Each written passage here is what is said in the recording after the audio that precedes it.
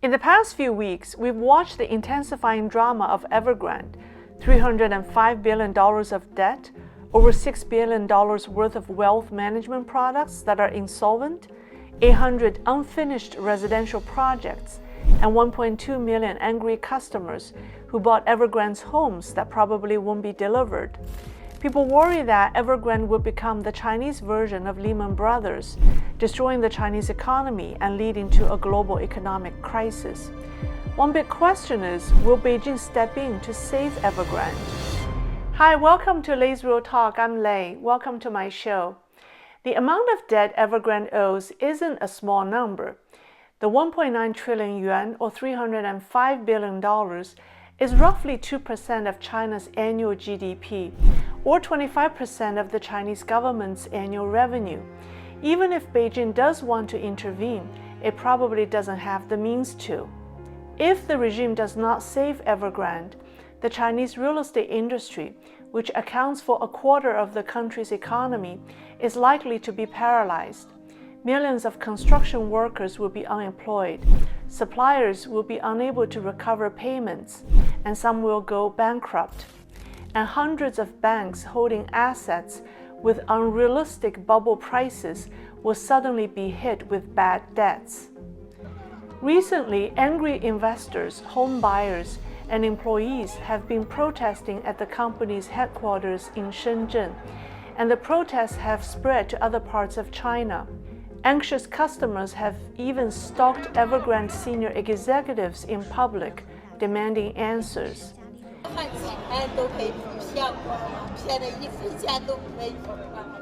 我现在就是要求到期的解诉，对，然后没有到期的，希望他们给一个。你们的心都让狗给吃了吧？老百姓那个钱容易吗？我们把我们家所有的财产给两套房都卖了。 We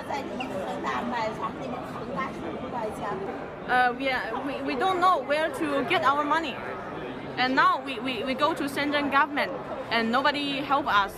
Investors holding the company's U.S dollar bonds will suffer losses too.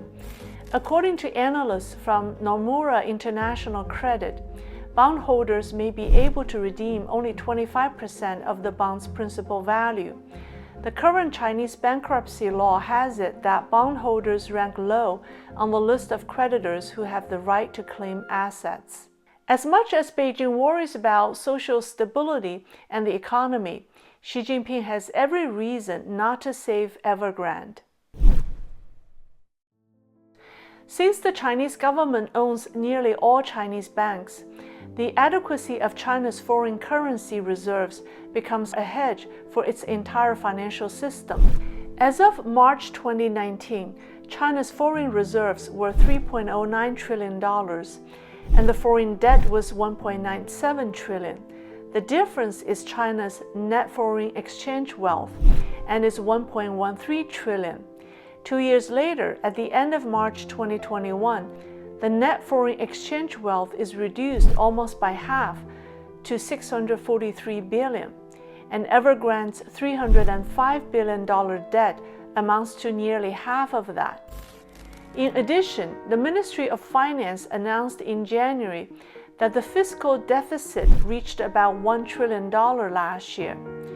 During the first half of 2021, Shanghai was the only municipality with a fiscal surplus, and the remaining 30 provinces are all in deficit. Xi Jinping's government has a money problem and doesn't have the funds to help Evergrande. The profit margin of Chinese real estate companies is about 10%, but Evergrande offered annual interest rates as high as 12, 20, or even 36% for its bonds in the overseas markets.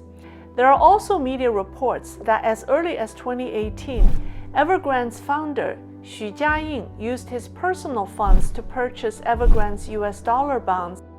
On June the 24th, Evergrande announced that it had remitted approximately 13.6 billion Hong Kong dollars to repay the 1.75 billion U.S dollar bonds and interest that was due on June the 28th. On July the 20th, China's Financial Associated Press reported that Evergrande has remitted $352 million to repay the interest of 4 bonds in US dollars issued by Evergrande. The US dollar debts that Evergrande has given priority to repay are suspected to be a means to allow Evergrande's owner to deposit funds with high interests into his overseas personal accounts. Despite the enormous amount of high debt, Evergrande pays high cash dividends. From 2011 to 2020, the company paid total cash dividends of $17.5 billion, of which Xu and his family received at least $8 billion. This past July, just as the company debt soared to 1.9 trillion yuan and its stock dropped 57% in a year, Evergrande announced a board meeting to discuss a special dividend plan. The plan was eventually aborted after the authorities got involved. It is said that Jiayin has used various means to allow at least $30 billion to flow to overseas accounts. Some of it is his money and some is what he holds for certain CCP officials. Xu is known to be closely associated with the Jiang Zemin faction, Xi Jinping's biggest adversary.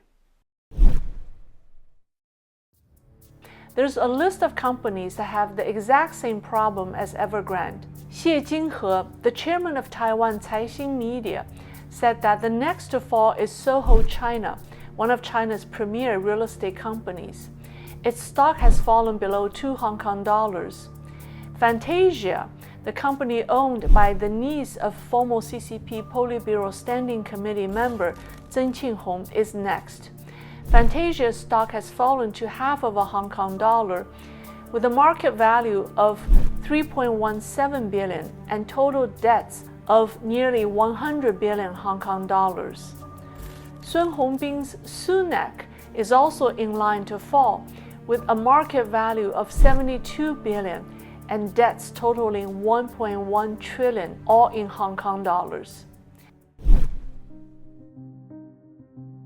Evergrande and many of China's real estate companies were founded when Beijing began privatization in 1992. They built relationships with high-ranking CCP officials and used these relations to purchase large areas of land at favorable prices. In return, they took care of the CCP officials financially. The recently published book, Roulette, by Desmond Shum, mentioned that Xu sent very expensive gifts to CCP leaders. He once planned to buy a $100 million yacht as a gift to a big shot. In the mid-2000s, many of these real estate companies went public in Hong Kong. With more funding, they became bolder, getting into electric cars, professional sports, and other industries.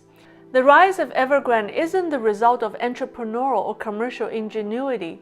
It's working the system to take advantage of state-owned assets being privatized.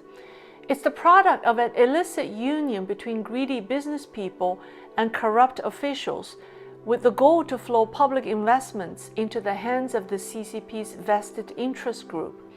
Xu once said, "Everything that Evergrande and I own is given by the Chinese Communist Party." It's said that the excess real estate in the Chinese market is enough to house a population of 3 billion people, but many Chinese are still unable to afford a home because of the high prices. Beijing is now using administrative control to prevent prices from falling and the real estate bubble from bursting. But I think the bubble will burst very soon. I recommend a video about how too much money has killed China's semiconductor companies and professional sports. It's called Too Much Money. And another video is why Xi Jinping doesn't trust capitalists. You could click them here. Thank you for watching, and please like and share my videos, and I'll see you next time.